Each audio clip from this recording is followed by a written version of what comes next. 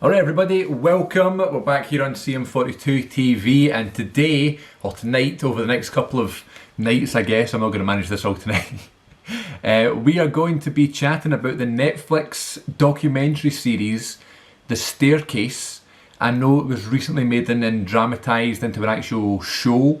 I wanted to watch the Netflix version first because I knew it was a documentary and I thought that's going to be the real thing. Then I'll watch the dramatisation of, which I think is going to be really interesting, because when I read the description on Netflix I was really interested in the story itself. So I thought I'll watch the real life thing first, then I'll go and see the drama version of it. And then I clicked on the Netflix one and it's 13 episodes. Now I enjoy a documentary, I enjoy like a kind of murder crime documentary. I know they're very, very popular these days. Netflix has just completely revitalised that kind of genre. I don't know why, I just feel like people now are just like totally invested over so many of these crime cases that could have happened decades ago, or they could have happened literally yesterday. And if there's a Netflix series about it, whether it is dramatised or if it's like a real life documentary thing, people are all over it, and then they love it, they binge it, they watch more of them, they ask for more series even if the story's already concluded, they come up with their own theories, and I love that. The issue is I'm not 100% into it. I like how popular they are and stuff like that, but I like them, I watch them, I enjoy them, but it's not as if it's like my number one thing like a lot of people consider them to be. A lot of people just love them, you know what I mean? Whereas I would much prefer a TV series or a film or something like that over a kind of documentary series about maybe a crime case or a murder case or something, just because, I don't know, I don't really have a reason for it, it's just what I kind of prefer to watch. That being said though, because I don't watch them so much, when they come around, you know, when I do kind of get invested in them, I really do like to kind of stick with them. And this whole, I'm going to make I don't know whether it's like a channel update or maybe an intro to doing more videos like this, but I'm really bad at like binge watching shows and really staying on top of shows, keeping up to date with things. I'm much more of a film guy, so I just prefer to watch the film, boom, it's watched. I know about that film now, I now feel like I've done my homework on that actor or that director or that type of film or that genre or something like that. I'm kind of weird that way, where it's like I like to watch these things to say that I've seen them, so I can have an opinion on them, so I can talk about them with people, or, you know, whether it be on the podcast or on the channel or with friends. I like to have an opinion on things. Maybe it's the actor in me and the performer in me, and just kind of like the film lover and enthusiast, that I just kind of want to know about everything. I want an opinion on every film, I want an opinion on every TV show, every song, every album, every YouTube channel, every documentary. So, you know, when it comes round to watching documentaries, they're not my first point of contact, so or my first point of call. So when I do watch them, I kind of want to know everything about them, you know, just like I would approach a film as well. So yeah, I don't know where I was going with that. Yeah, I was just basically talking about kind of not being really good in terms of binging things. I recently wrote a list of all the shows that I want to watch. And as I say, I'm more of a film guy, I'm going to struggle, you know, to kind of get through them all. And that's another thing, when I saw that the series is 13 episodes, I was like, 13 episodes?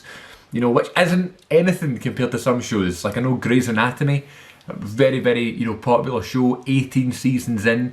All of them are like, I don't know, 18 to 20 episodes or something. Nuts. When you get like a series like this where it's like a real dark, it's not even necessarily dark, it's just really intense kind of crime orientated 13 episodes, all an hour, 50 minutes to an hour. That's quite intense and stuff for someone like me that's not great. Some people can do it in a day, you know, and it doesn't even faze them. Some people prefer that length, and you know, just because you get more content out of it, you know. I kind of like the kind of shorter series. This is it, boom, what do you think? That's just the way I'm thinking. So yeah, it was a little bit sceptical starting this one, but as I say, I enjoy it when it comes round, so we're going to go for it. And what I'm going to do, I've just spent 5 minutes talking about that. What I'm going to do is I'm going to document my thoughts on not only the series, but the case itself. This is the story about Michael Peterson, the author, the writer, and his wife has an accident. He claims that she fell on the stairs and she's died, and now they're investigating whether she did indeed fall on the staircase or did he murder her. So that's the story. That, again, there has been a recent dramatisation. I've watched the first 2 episodes. That's where we're going from here. Right now, so I'm guessing if you're watching this video, you kind of have seen either the Netflix documentary series or the dramatisation on Sky. Right now, I don't know if I believe or what I believe, But you look at the autopsy photos and you look at the crime scene, and it is just horrendous. It's just horrendous.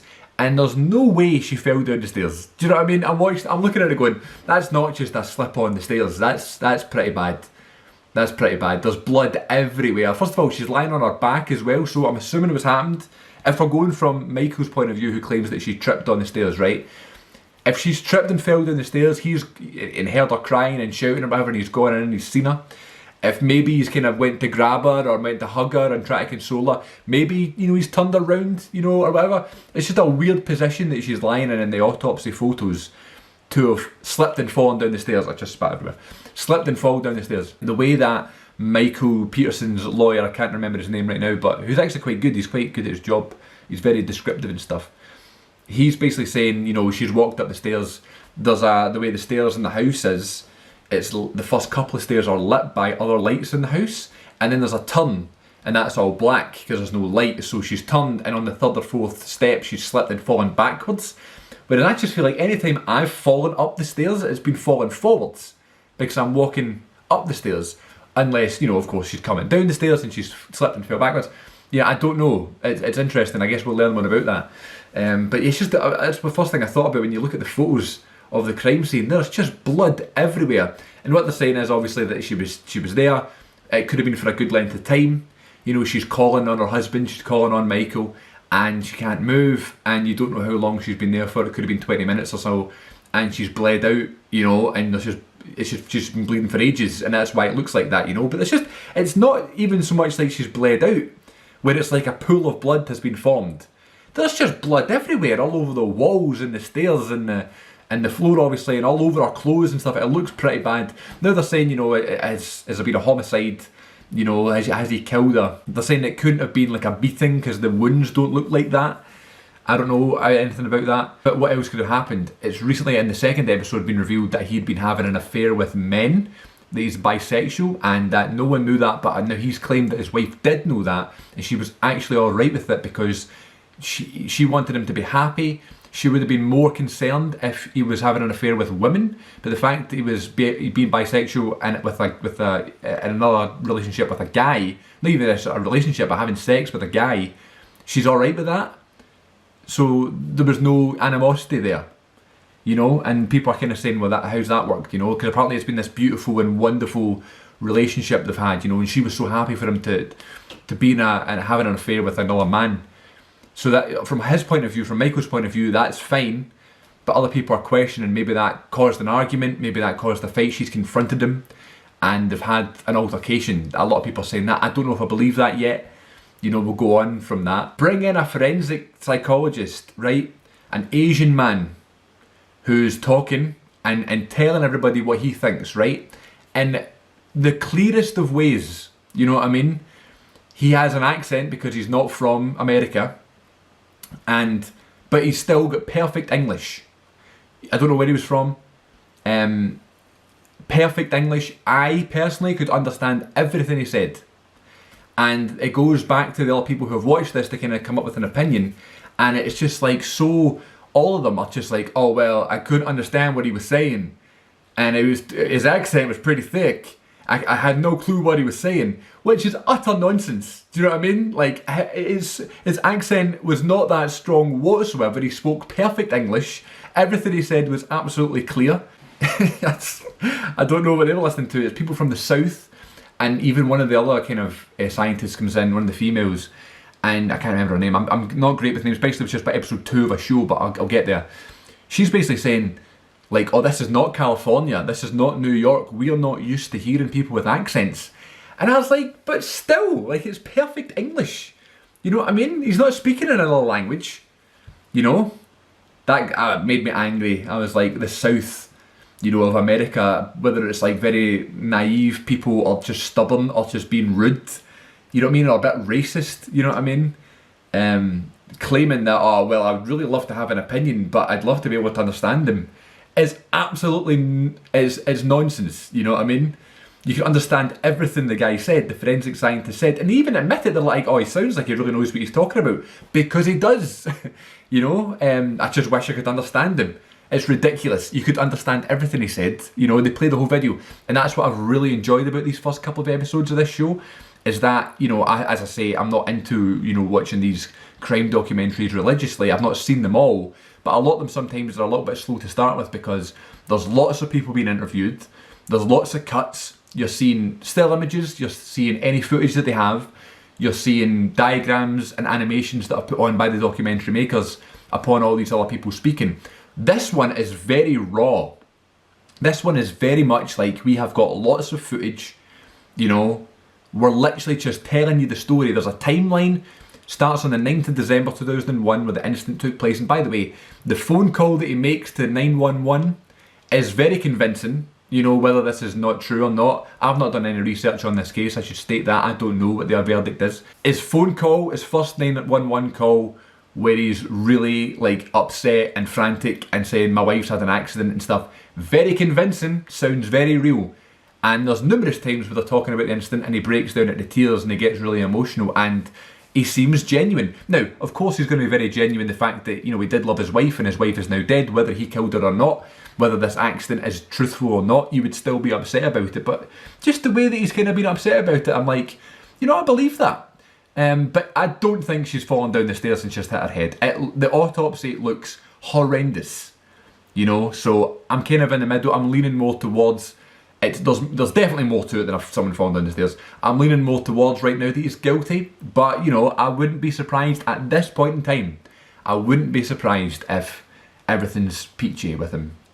So yeah, it's going to be interesting to see where it goes. I'm really enjoying, as I say, the style of the documentary. It's 13 episodes. It doesn't look like there's much, you know, dilly-dallying around. There's no nonsense. There's no BS going on. It's just, here's the footage in timeline order. You know, we've interviewed his sons. We've interviewed his biological daughter. We've interviewed his adopted daughter. We've interviewed his friends. We've interviewed his brother. We've interviewed him. Very good, you know. That's what made Making a Murderer so compelling, is because they've got so much footage of Steve, what's his name? Steve from Making a Murderer. So much audio footage from him on the phone. That would have been even better if obviously it was in person, but he's in jail obviously. And they showed all, I know it was Brendan Dassey, right? You know, like they showed all of the kind of investigation of the cops trying to get the information out of him. That was the most compelling stuff, the real footage. So watching this is so compelling and so interesting, watching the real interviews of people, you know, and I'm loving the style of the documentary. There's no real fast and quick cuts. It's very much, you know, raw footage, which I really like, and it's got me thinking actually. I'm a big fan of like vlog clips, you know, filming lots of stuff with family, not doing too much, like even with the YouTube videos, I don't do much editing, whether it's a reaction or a video like this, like a vlog, or I maybe do a couple of cuts here and there, but not much. The podcast, you know, I'll try not cut it at all. You know, if the conversation flows, I'm just going to keep it in. Recently there's been a couple of ones where we've done it on Zoom and the connection's been a bit bad, you know, so I've had to edit some pauses and some delays, but other than that, I really like the kind of one take wonder sort of thing, you know. And it's got me thinking, man, like, I would really like to film more like that. Whether it be like an interview. I know Luke did this recently. I read this on his Twitter, I'm sure this rings a bell. Razor Wire Reviews, Luke Ryan, friend of the show, friend of mine, been on the podcast this year. His film is Aliens, if you want to go back and watch or listen. But a great friend of the channel, Luke Ryan. I'm sure he tweeted recently, and maybe he's talked about this in the video, this is ringing a bell somewhere in my head, that he recorded interviews with like lots of family members, whether it be his mum, dad, grandparents, you know, things like that, you know, and I just found that was really interesting. I was like, I would have loved to have heard him talk about that. And I don't know these people in his life, but I'd even be interested to hear those interviews. So I'm thinking, you know, after watching this, you know, first couple of episodes of this documentary series, I'm really enjoying the kind of raw footage. It's something I used to do myself, where I would film videos like this, not upload them anywhere, they were just for me. And people who are into like filming stuff, like home videos, family videos, they understand that. These videos don't need to go anywhere.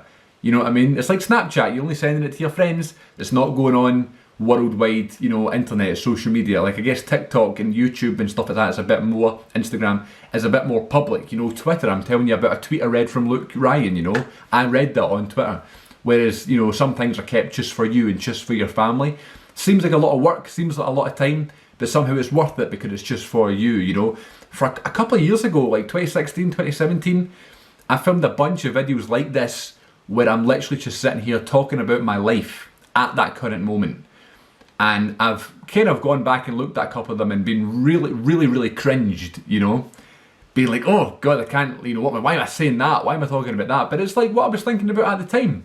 So I was thinking maybe, you know, I interview like myself, interview parents, my girlfriend, my sister, my friends, and ask them questions about their life and just, you know, in the past, like their memories now, and maybe compare it 5 years later or whatever.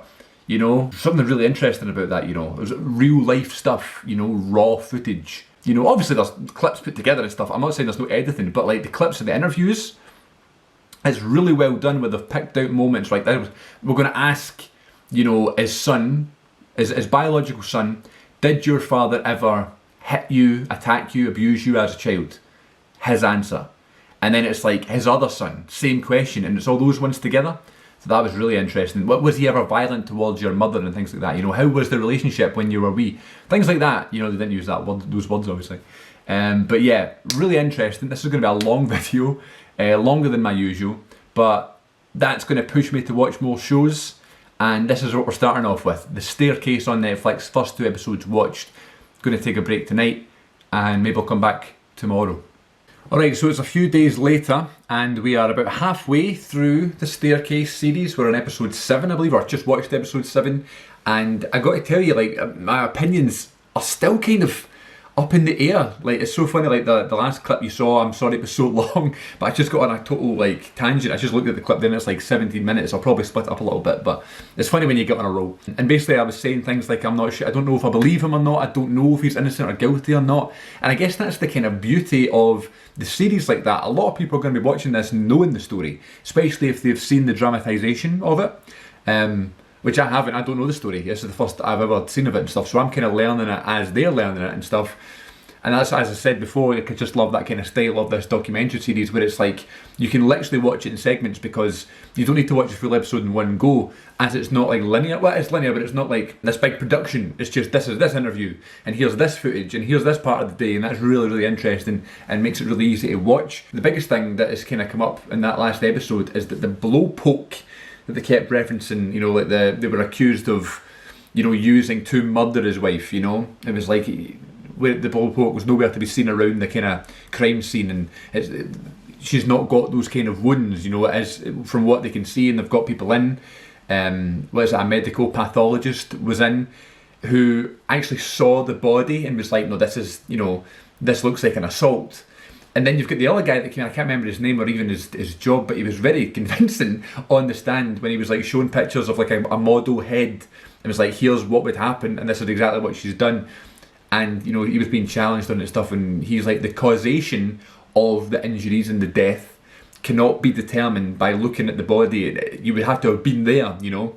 So that was quite compelling. So that was like a back and forth thing where it's like almost you believe one thing and then it's like countered, which is like total court case, you know, 101. So yeah, the blowpoke thing, it's so interesting because I don't really know. I don't have like a fire, you know, it's not as if I've used one before, so I'm trying to imagine this. And it was a lot bigger than I imagined.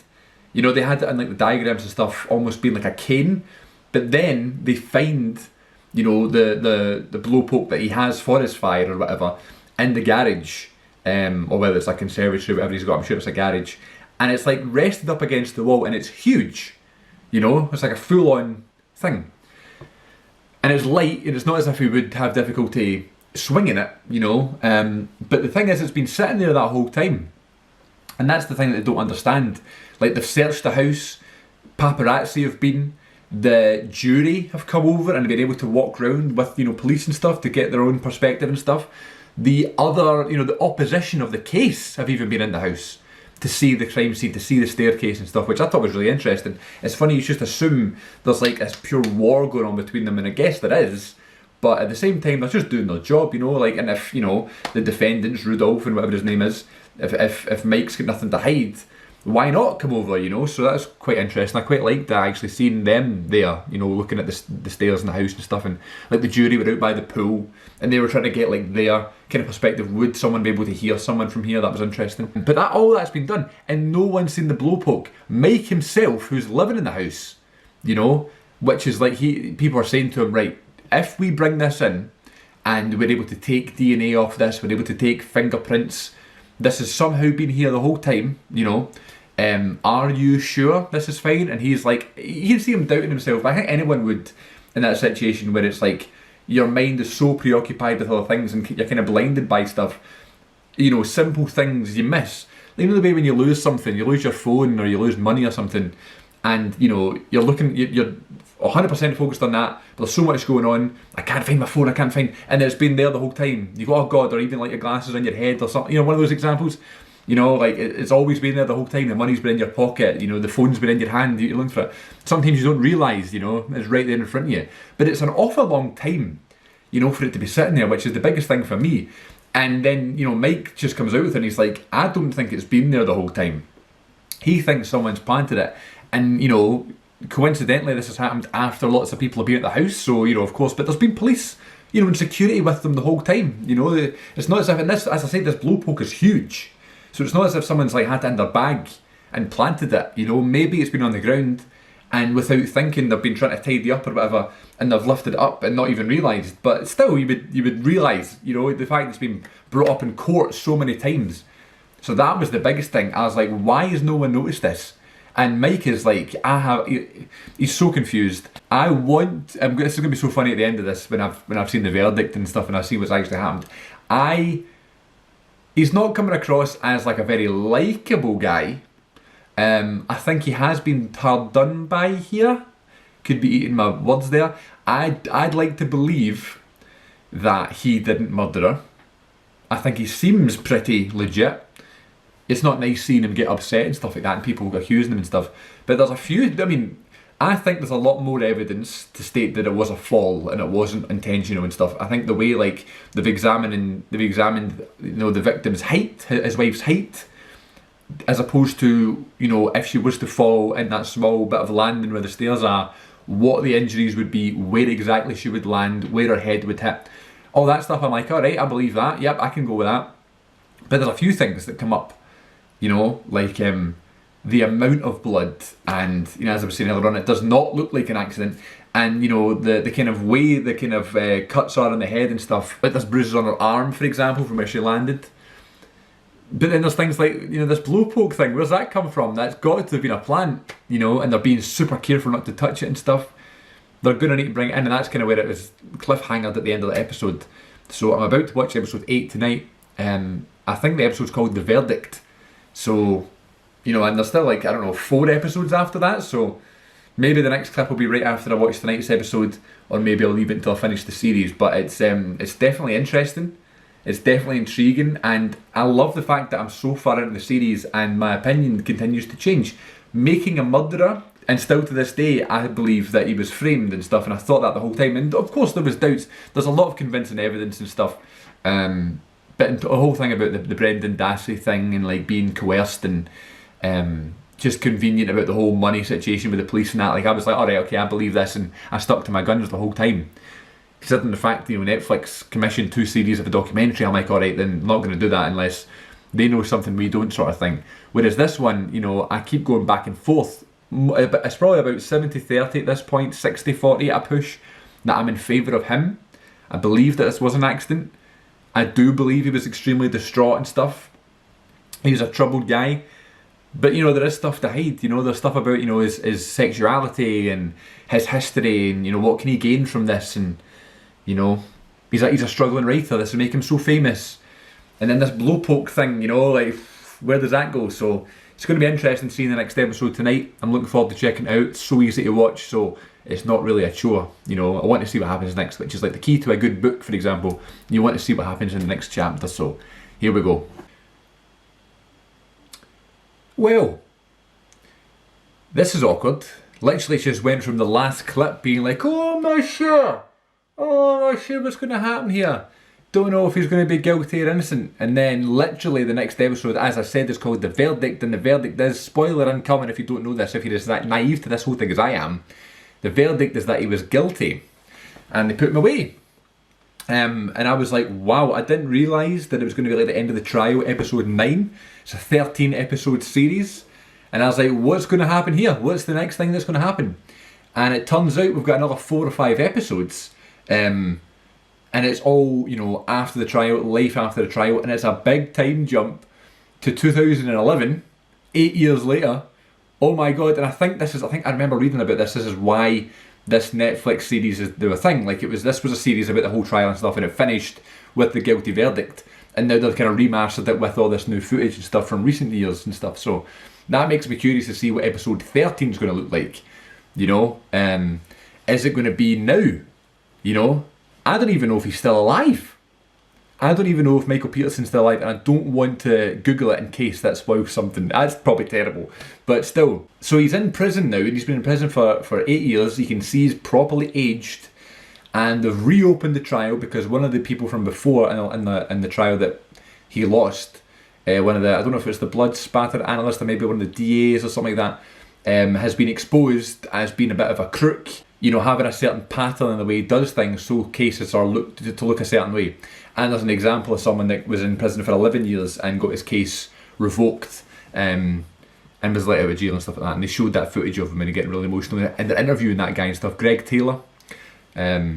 So yeah, that was nuts to see that. So now they're thinking, let's pull up this guy who was involved in the Peterson case, and let's see how he's messed this one up. You know, and that's really interesting. And you know, David Rudolph's back at it. He's like, we're going to get him out here. He's not changed at all. Whereas Michael Peterson's kind of aged a little bit. The David Rudolph guy's not really at all. He still talks the same way. And he's actually a really good speaker. I can imagine, like, when he's doing his closing arguments in that episode 9, the verdict one, it comes up saying 3 hours later. It was like SpongeBob. And if you're listening to him for 3 hours, you know, in the court, you've been there for 50 days or something, and it's the closing remarks and stuff, you'd be like, right, you know what I mean? But he's a really good speaker. I mean, that's what lawyers are and attorneys are. They're really good at that stuff. They're performers. A lot of actors kind of get into it and stuff like that, or lawyers become actors. Talks with his hands a lot, really descriptive in that, like lots of good analogies and stuff. So he's really fascinating to listen to. And even, I can't remember her name, which is terrible, but the other, you know, the other team who are prosecuting Michael, she's just like absolutely going nuts. You know what I mean? With like, are you stupid about this? Like, why can't you see this? And I think that totally like kind of sways the jury a little bit. It started off as a hung jury apparently, where it was a 50-50 split. Then it went to 6 and, well, no. Then it went to 8 and 4.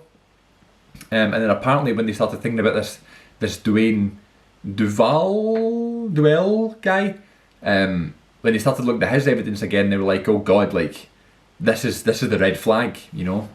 And that's made it a whole 12-0 kind of verdict, which is crazy.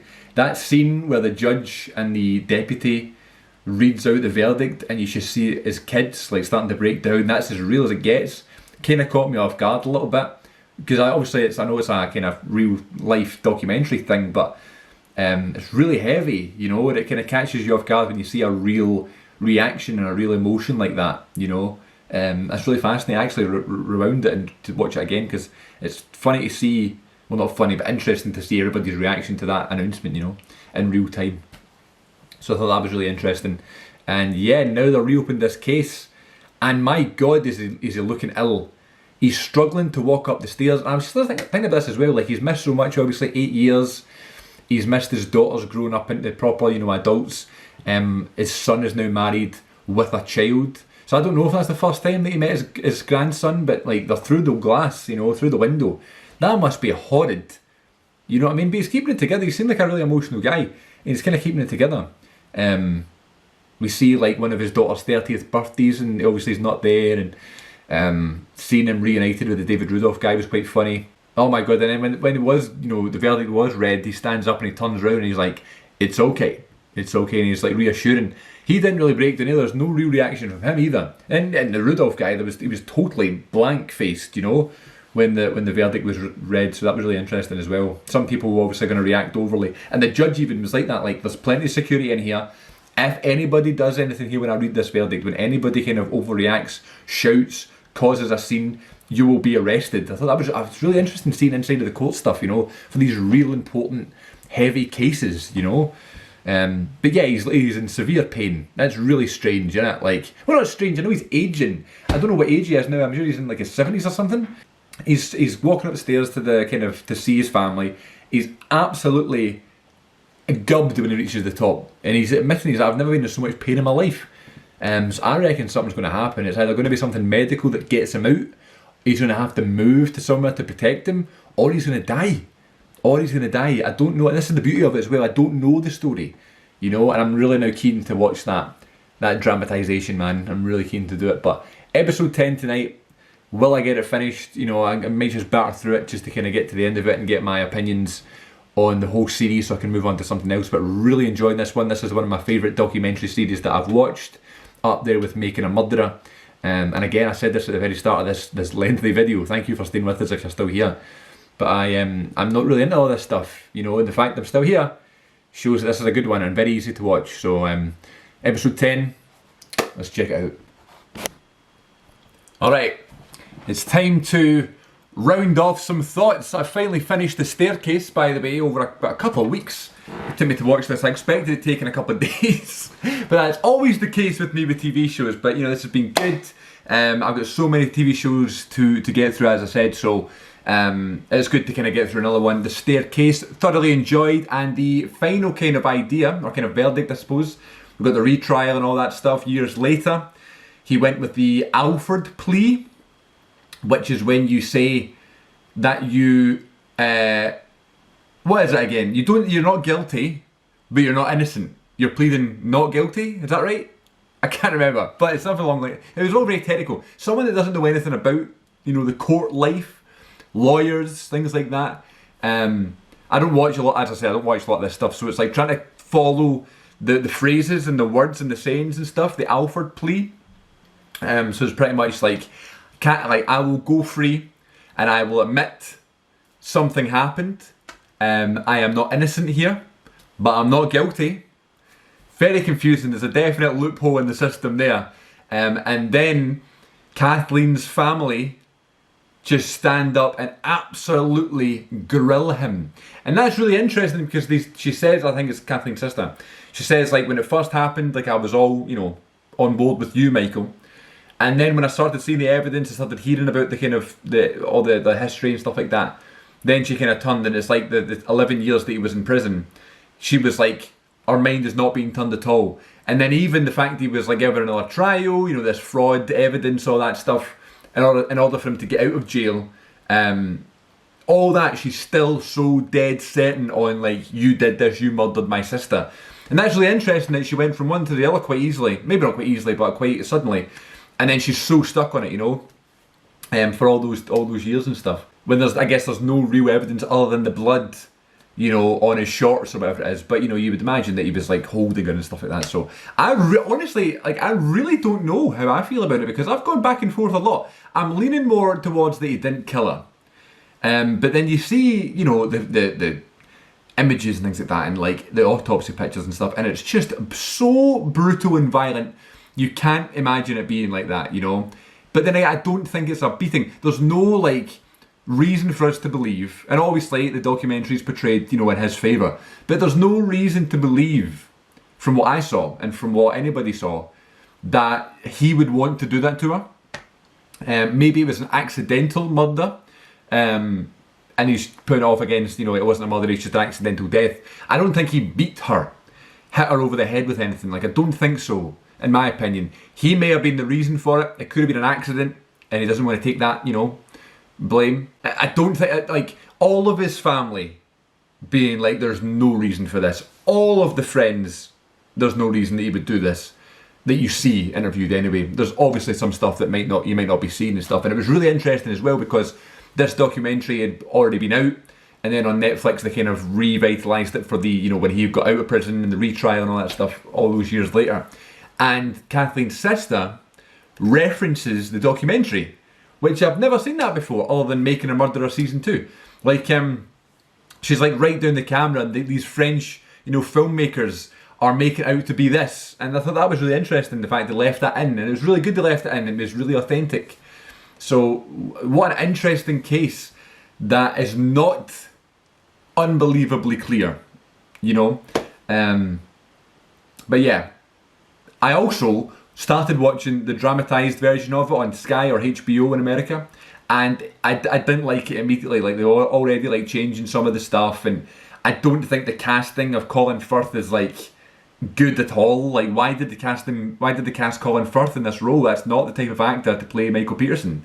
I don't know who I would cast, but that's not my job, you know. That is not my job. So, you know, Colin Firth is not the actor I would have guessed. Colin Firth is like a kind of happy-go-lucky comedy kind of guy. Mamma Mia. No, I'm sure he's a great actor, but I don't know much he's in. It just did not suit, in my opinion. I watched the first episode, I didn't think it was as good, and it would be interesting to see the other episodes, see how they do the rest of the story. But I don't know, I turned it off after the first episode. I was like, I'm not sure about this. I don't know. Some of the things that he was doing feel really forced, and you know, I don't know. But then again, I don't want to be one of those guys that's like, that's not true to the character, just because I've watched the real life guy. And I'm not saying in any way that I like, you know, the Michael Peterson person. I'm not saying that I agree with any of the documentary. I don't say that I 100% believe he's innocent. I don't think that at all. But there's definitely something going on there. It's not as easy as a yes or no here, you know. So yeah, there you go. There's some thoughts over the past half hour or however long this video is. Over the past couple of weeks, vlog style. Let me know what you thought of this kind of format. If you'd be interested in seeing this as I work through other TV shows. Maybe I'll not be as long-winded in the clips, but yeah, very interesting series. I would recommend it. I enjoyed it as someone who's not really into the crime dramas. I really enjoyed this one, so check it out if you can. Thanks for watching. Give me more recommendations for Netflix shows and even docu-series in the comment section. And I'll see you next time here on CM42 TV. Thanks so much. Take care of yourselves. I'll catch you all down the road, baby.